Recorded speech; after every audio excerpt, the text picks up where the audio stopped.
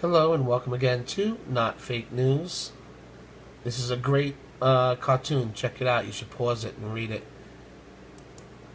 We have a breaking story here from Lindsay Bruce. Breaking. Paris is under attack. President Trump's predictions are coming true. President Trump has warned Americans that terrorists are on the move and he will do anything to protect our borders to keep us safe. He has verbalized recent terror attacks before they occur in Europe, but no one seems to listen. Places like Nice, Paris, Brussels, Sweden were all hit recently by radical Islamic terror attacks. President Trump was proven right once again, yet by another Islamic attack in France. A radicalized Muslim on a terrorist watch list opened fire on 3 police officers at a road check before attacking a soldier at a Paris airport. The gunman launched his first attack after being stopped for speeding at a road check north of the city early this morning, shooting a policewoman in the head. He then held up a motorist at gunpoint, stealing her car and driving to Orly Airport. In the airport terminal, the attacker assaulted a patrol of 3 counter-terrorism soldiers, wrestling one of them to the floor and trying to take a gun. The man was shot in the head. The man was shot dead by patrol officers as they attempted to protect the woman and the members of the public at the airport. Paris is now under a state of emergency. Just last month, President Trump called out the dangers in Europe that are largely going ignored. What they did was they made fun of Trump and said he was wrong because he said that something happened the night before. He didn't mean that. He just meant a lot of bad things are going on in Sweden and it needs to be fixed. So he said, Sweden took in large numbers, Trump said. They're having problems like never they thought possible. You look at what's happening in Brussels. You look at what's happening all over the world. Take a look at Nice. Take a look at Paris. Yet, this is yet another example of why we need to listen to our president when it comes to radical Islamic terror. Our president knows what he's talking about. Let him do his job. And I also did a video, I think it was yesterday, in London. The new thing that they're doing is they're throwing acid in girls' faces. So, in the last year and a half, 1,500 cases of acid thrown in faces of girls. Mostly girls. Like 80% girls, 20% guys. Probably 90% girls. 10% guys are getting hit with acid in their face. That's pretty cruel, man. Okay, these people are out for blood. They're out to hurt you really bad. So, we can't have them coming in America. I'm sorry. Sorry, immigrants who want to come to America and we can't vet you and you're just there's nothing we can do. Time out. We're putting a time out on this until we can figure it out. And if you don't understand that, then too bad. Really, too bad. But you're racist. I don't care what you call me. I don't care. Call me whatever you want. You're racist for calling me that. You're a big racist. Anyway. That is it. I wanted to get that out. It's important that you see it. What else do we have here I could pop in there for this? That's another one I'm going to do next. Not now. But I'd like to see this. Amen. The world stopped when Tomi Lahren said this one epic thing about Trump last night. Let's see this. She appeared on The View on Friday to take the ultra-left-wing women that despise Donald Trump. She took them on. Let's see what these ladies had to say. Honestly, I don't want to see I'm going to play it, but I hate them all, except for her. But your social media following, you have 4.3 million followers on social media. Each of your videos are viewed an average of 5 million times. Why do you think you've resonated with so many people? I think, in large part, I represent middle America. So you've got the 2 coasts, and those individuals seem to kind of just talk to each other. And then you've got all of middle America right there that's dying to have a voice. They don't really feel like they have one. They're not represented, beyond their communities. So I think they watch me and they say, well, she speaks like I do. She thinks like I do. She seems to maybe get it like I do. And I think that's why it's resonated. And also, I do something very different. There's not a whole lot of young conservative women out there. And so I provide that for a lot of young women. They don't have that. You told me in the commercial break that you always knew that this is what you wanted to do, but you're just 24. Do you feel like people discredit you because you're so young? They do, but then I remind them that I'm sitting at the table with folks that are far older than me, and I'm here at 24, so I'm doing something right. You know, something that I'm doing is working.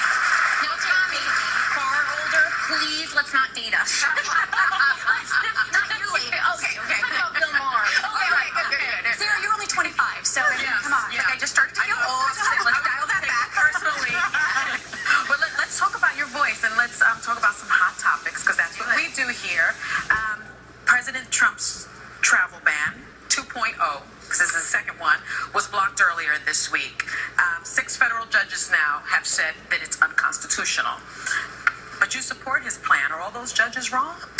I believe so. I don't believe it's unconstitutional. They're going with the Establishment Clause, but I think folks fail to also remember that the Establishment Clause in the Constitution doesn't cover non-citizens, A. And B, he is under his, and I think you could maybe attest to this as well, it is under his jurisdiction to be able to do this. He is able... But didn't he shoot himself in the foot when he said a Muslim ban? Come on. But this isn't a Muslim ban. This isn't a Muslim ban. Well, no, unless all the Muslims in the world have been able to pack themselves into 6 countries, this is not a Muslim ban. For a Muslim ban, India would be included. It's a high Muslim population. So, to me, this isn't a Muslim ban. Does it bother you that he leaves out, like, Saudi Arabia, where he has a business? No, I agree. I definitely think Saudi Arabia should be included. I do. I agree with you there, Joy. That's maybe one of the points we can have agreement on. Let's celebrate. Can we celebrate right there? A little I think part of the issue for me was that his rhetoric during the campaign, when you say stuff during a campaign like, you want to ban all Muslims, or you use this broad terminology, then when you go to introduce policy, I happen to support this 2.0 as well, but when you institute policy that maybe doesn't do that, people look and say, well, what was the intent of this policy looking back? If you said X, Y, and Z over here, why are we not to believe that now this policy is intended to, in fact, ban Muslims, which you said? Is that not his biggest issue? I think that it is. I mean, for Trump, rhetoric is usually the problem, and it's usually the basis of the problem, but I like to look to policy more than just talk. And when we're talking about campaign promises, wasn't it President Obama that said, if you like your health insurance, you can keep it? I mean, some things... Well, one thing he said, and they keep bringing it up that's over fair. and over That's again. fair. But what about Trump says something crazy every What day? about the fact that Giuliani, because I think it was a slip in the administration when Giuliani spoke out about that, but when he said, he came to me and said it was a Muslim ban, how do you remedy that? Here's the deal. We have to be honest. I'm someone that's made a career on being very honest. To say that we don't have a problem with jihadists torn in countries that are, Islamic faith dominates those countries, to say that that's not a problem would be to completely miss the real threat at hand. We have to name the enemy. That doesn't mean all Muslims are the enemy. When we look at these 6 countries, we can see they have a serious problem with terrorism. They have a serious problem with extremism, and it's Islamic extremism. We need to be honest. If we can't be honest, we're going to continue to chase our tails, and Americans aren't going to be safe, and Muslims are not going to be safe. Let's talk a little bit. If we can move on, we have some investigations that are potentially going on right now, and I'm someone who supported investigations into Hillary's emails, into Benghazi, into the IRS targeting conservative groups. I'm sure you were on board with those as well. But now you have an investigation of the Trump campaign and his potential ties to Russia. I also think that that's a valid investigation, given that we know that his campaign had contact with Russian officials last year. That was at the same time that Russia, we know now, was in fact trying to interrupt our democratic process. Do you support this investigation as well into Trump's potential ties to Russia? I support an investigation, but I support the investigation into wiretapping claims as well. I think if you're going to investigate one, you need to investigate the other. I think that that's only fair, and I also think it's important to point out that President Obama's CIA, Trump. but I'm talking about President Obama's CIA director. Yeah. He came out and said, I see no ties, I see no collusion here. So when President Obama, who's a Hillary supporter... Republican said that too. Right. Well, when Obama's acting CIA director comes out and says, I see no evidence that there's ties. There's no evidence of wiretapping either. But right, so we should investigate both to the fullest. For me, the difference is that for wiretapping, there really is no evidence for what he's saying right now, in my opinion. But when it comes to the other issue of the ties to Russia, there was a lot of communication with several people in his campaign.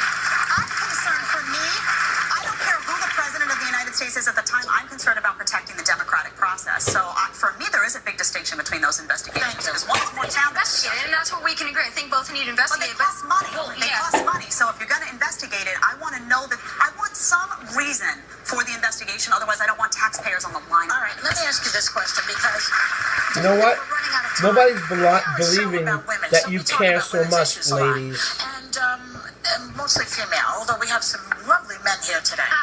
So I would like to ask you, woman to woman. All right. Is it difficult for you to support Trump as a leader when he treats women so poorly, the things that he said about women? Remember that horrible tape, the Access Hollywood tape? I won't even repeat it, it's so gross. And not to mention the things he said about Megyn Kelly and about Alicia Machado, all that stuff against women. You know, if we go back to the campaign, which is where most of this took place, I looked at the things that now President Trump said. I look at the things that Hillary Clinton did, and I had to weigh them. But I did. But now we're talking What about did now. she say that was so horrendous towards her actions? She Towards was, men. you know, she stayed married to towards women. Bill Clinton. So would she give him a pass then? But beyond that, Be seen as a sign of strength to pursue through the vow of marriage. Tommy, don't you believe in love? of course I do. But I want to get to your question because this whole Trump is anti-woman thing, I just don't buy it. Because if he was so anti-woman, why did he select a female to run his campaign? If Kellyanne Conway had been a Democrat, you all at this table would have been applauding her, singing her praises. So if he doesn't like women, he's anti-woman. I don't think he would have selected a woman to It's like run saying his all my campaign. best friends are Jewish and being an anti-Semite. It has nothing to do with I trust women. I think there's something to say. You're putting your money where your mouth is. Putting your money where your mouth So is. his rhetoric doesn't bother you, but let me ask you this: you call yourself a conservative Republican and a constitutional conservative, but you also consider yourself pro-choice, which is interesting to me because 68% of conservative Republicans think that abortion should be illegal across the board. No, I'm pro-choice, and here's why. I am a constitutional, someone that loves the Constitution. I am someone that's for limited government, and so I can't sit here and be a hypocrite and say I'm for limited government, but I think that the government should decide what women do with their bodies. I can sit here and say that as a Republican, and I can say, you know what, I'm for limited government, so stay out of my guns, and you can stay out of my body as well. So I think it's... You need to go out and speak to women about that. I do every day. And I get a lot of attacks from conservative women as well. Yeah. I think it's unusual. equal hate from all sides for me. You don't have any Tommy, I told you that we wouldn't bite. Everybody, give it up for Tomi Lahren. We don't bite. We're going to be right back. Yeah, you don't bite, but you're still snakes. Except for you, Tori. That's it. Thanks for watching.